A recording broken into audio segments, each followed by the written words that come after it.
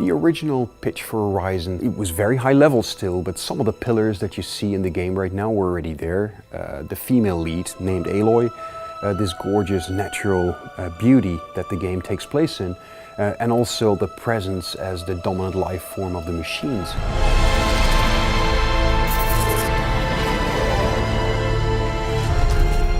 The machines turned out to be very much animal inspired.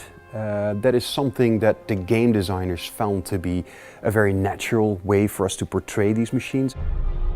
We knew basically we wanted them very big and very awesome, and we wanted lots of them, but we didn't necessarily know what the exact look of it's going to be.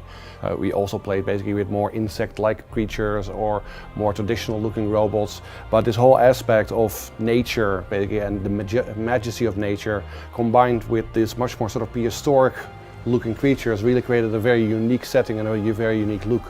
There's something basically that in game design they call a tell, that you can sort of look at the creature and by how it's animating, how it's behaving, you know what sort of attack it might do and you can sort of prepare for it. And that's really important, and in that regard it really helps that these creatures are recognizable. We came up with lots of ideas for different animals that we sort of wanted to recreate in the game. But also at the same time we were looking for different opportunities for the player in terms of maybe there should be an enemy or a machine that has a lot of loot on them. What kind of machine would fit with that? So we came up with the Shell Walker. The Shell Walker is basically a walking treasure chest. It has this super valuable loot on its back. So that's kind of where the idea then originates. You want the machine to have a certain purpose in the game.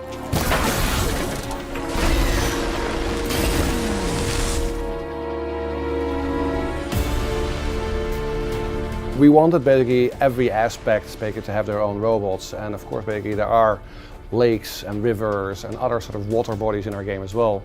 So the Snapmaw, the crocodile, basically was specifically designed to take advantage of those sort of environments and offer the player a new challenge in that environment. So the Snapmaw is one of the enemies that we haven't shown much of. It operates very often in groups. The machine itself is already very dangerous, especially in the water. Fortunately for Aloy we have sprint swimming, so she can swim a little bit more quickly.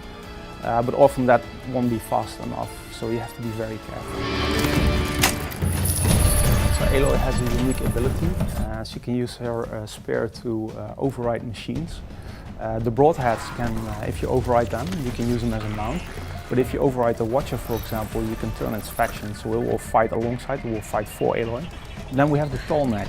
Once she manages to climb the tall neck and overrides the tall neck, she uncovers a large part of the areas, clears the fog of war in that area, but also reveals machine locations throughout that entire region. She also unleashes a big blast that stuns any nearby machines in the region.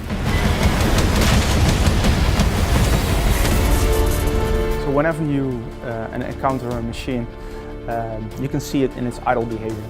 But when the machine itself goes into combat mode, that's when the AI basically takes over, but you can learn and study their behaviors and get better at defeating them eventually.